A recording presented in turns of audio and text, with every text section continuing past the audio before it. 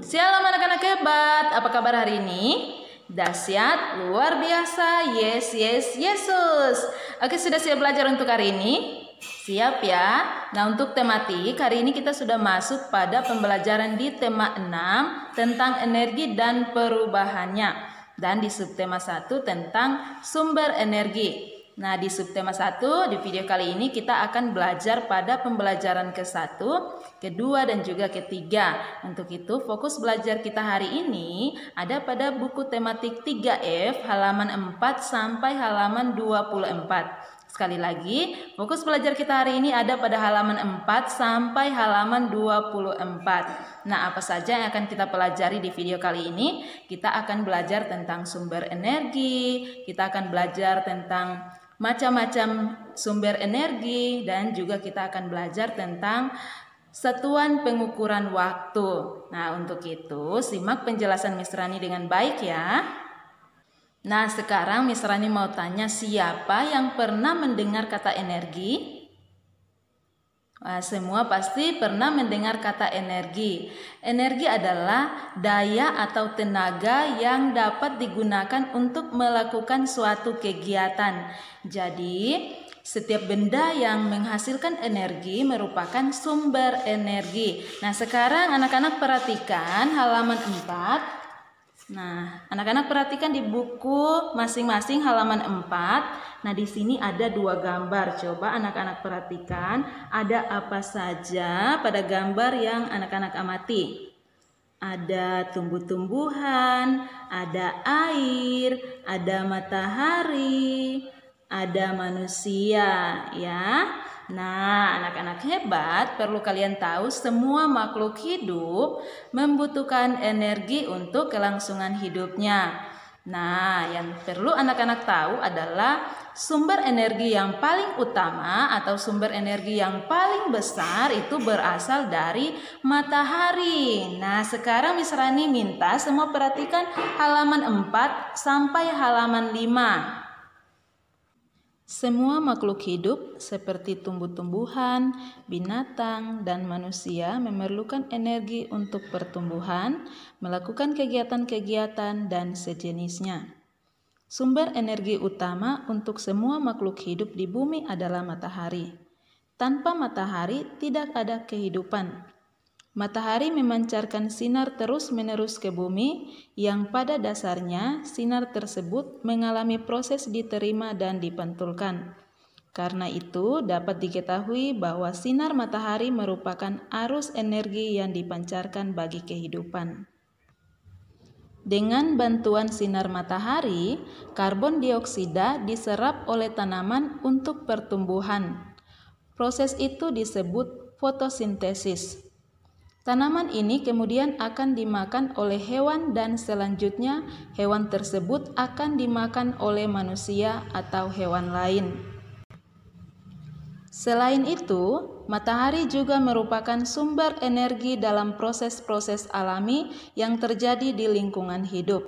Yang pertama, sinar matahari membuat suhu bumi sesuai untuk kehidupan tumbuh-tumbuhan, binatang, dan juga manusia.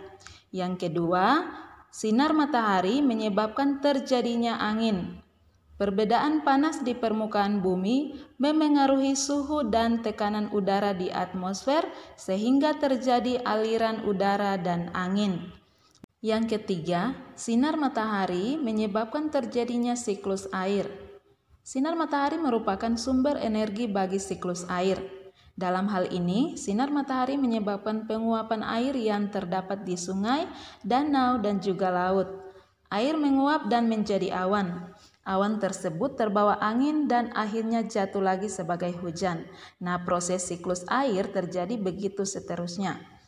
Yang keempat, sinar matahari menyediakan beberapa sumber energi lain, seperti minyak bumi, batu bara, dan juga tenaga air. Yang kelima, sinar matahari juga merupakan sumber energi listrik. Energi cahaya matahari diubah menjadi energi listrik melalui pembangkit listrik tenaga surya.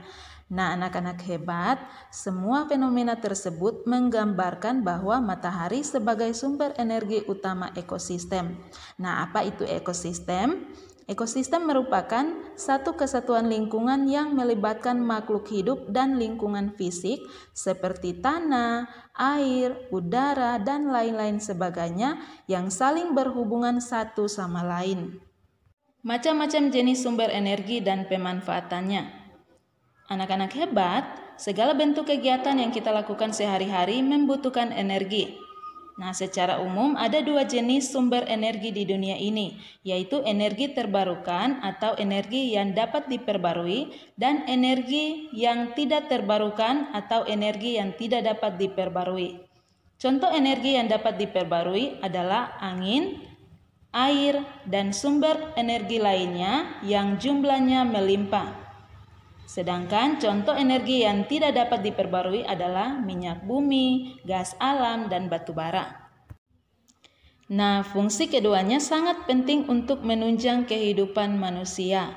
Misalnya, perabot rumah tangga tidak akan berfungsi jika tidak ada listrik. Energi ini dapat diciptakan melalui pengolahan air, angin, dan sebagainya. Nah, anak-anak hebat, berikut kita akan bahas jenis dan beberapa manfaat energi yang sering kita temui dalam kehidupan kita setiap hari. Yang pertama, matahari. Matahari memiliki peran yang penting dalam kehidupan di bumi. Tidak hanya bagi manusia saja, tanaman juga membutuhkan cahaya untuk melakukan fotosintesis. Energi panas yang dihasilkan dapat mempermudah pekerjaan sehari-hari seperti untuk menjemur pakaian. Nah, kamu juga bisa menyimpan panas matahari untuk dijadikan cadangan listrik. Yang kedua adalah minyak bumi. Sumber energi ini harus diolah terlebih dahulu sebelum dimanfaatkan untuk tenaga penggerak kendaraan bermotor.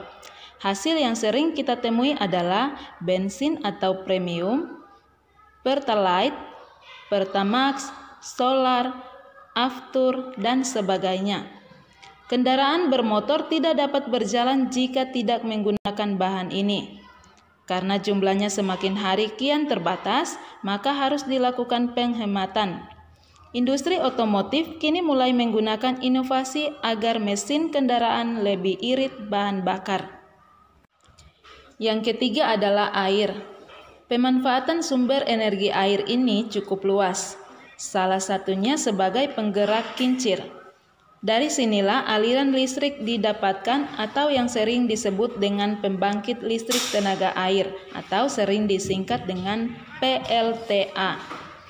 Tidak hanya itu, air juga dapat dimanfaatkan untuk kebutuhan transportasi misalnya kapal, perahu, dan lain-lain sebagainya. Yang keempat adalah listrik. Sumber energi listrik berasal dari pembangkit yang digerakkan dengan air, angin, ataupun uap.